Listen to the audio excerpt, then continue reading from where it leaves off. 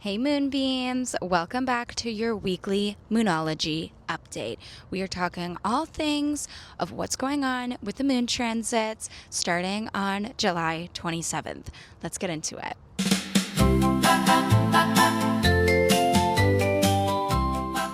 Okay, so we start off the week on July 27th with the moon in Capricorn. Now, we are so close to the full moon, so you may be feeling a lot of intense energy or a lot of energy in your body. So this is a really great time to get moving, get physical, really just start moving your body and moving that energy around so that you can be ready to release for the full moon. Now, we're going to get into the tarot cards that are associated with a Capricorn moon, and that way we can look at what energy this Capricorn moon might be bringing to our lives, okay? So, the major arcana card for the moon transit of Capricorn is the Devil. Thumbnail. Now, this card is very interesting for the Capricorn moon. I'm a natal Capricorn moon holder as it is, and I'm sitting here being like, the devil, what do you mean the devil? But it does actually make sense. Now, if you look at the card, the devil is very much in control. He's got these two people here that are chained up, and he is just living life. He's the boss of his own world. He knows what he's doing. And that is very Capricorn moon energy, okay?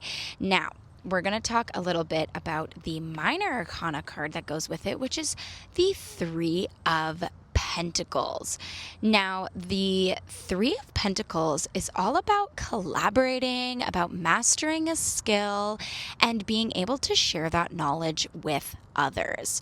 So when we put these two cards together, we are learning about control, material possessions. The devil is obsessed with material possessions, monetary gain, monetary advancements, even if it's at the detriment of other people. That's why the devil is called the devil, is because he wants all of the control and he does not want anyone else trying to take that from him. And that is very Capricorn moon coded.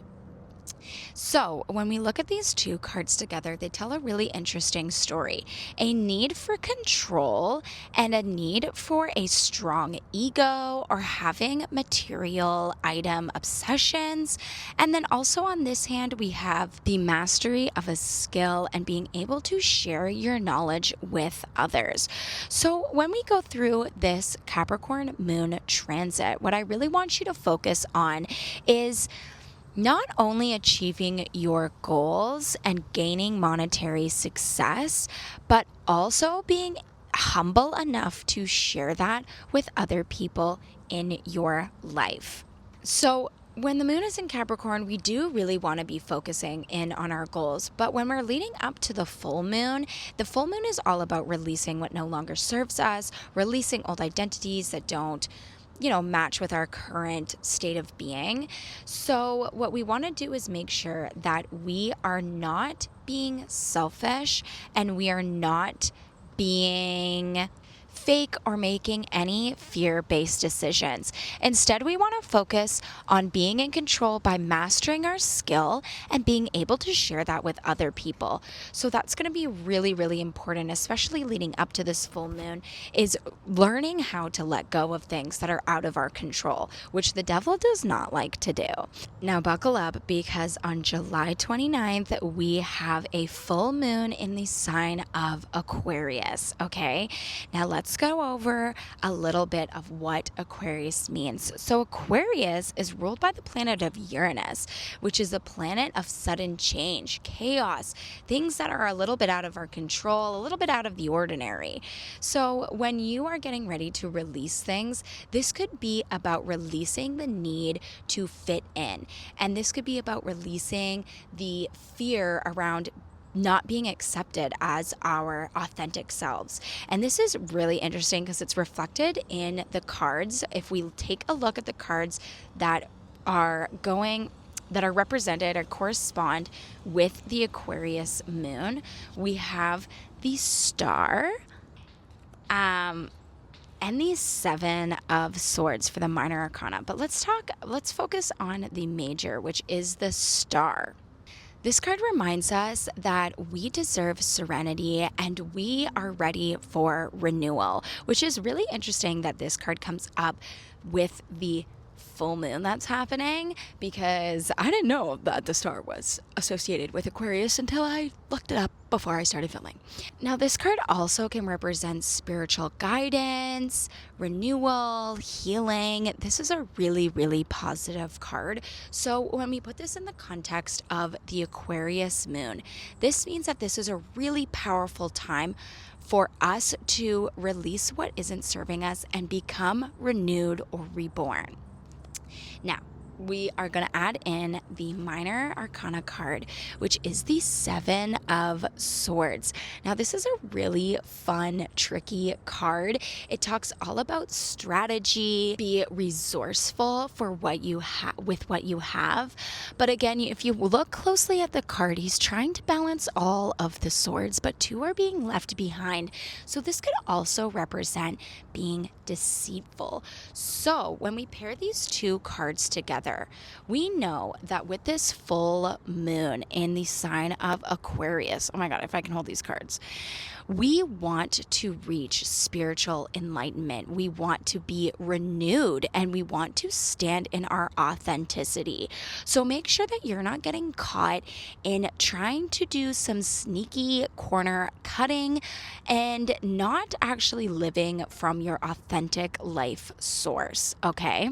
Now, what's also really interesting is that the full moon, if you think about it, hold on, let me find my cards. So what's really interesting about the full moon and how you can tie it into tarot is that a full moon is that the sun and the moon are opposite of each other, okay?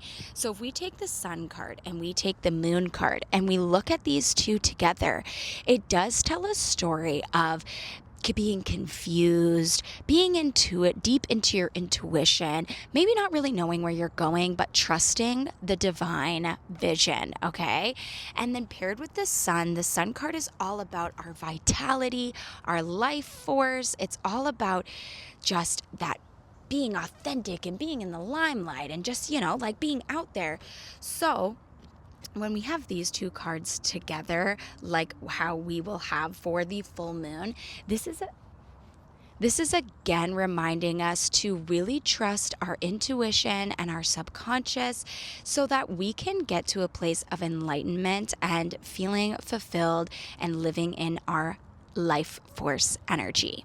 Now, after the full moon peaks, okay, it peaks on the 29th. That's when the moon is officially full. But then on August 1st, we move into the waning gibbous moon phase, and that will be in the sign of Pisces.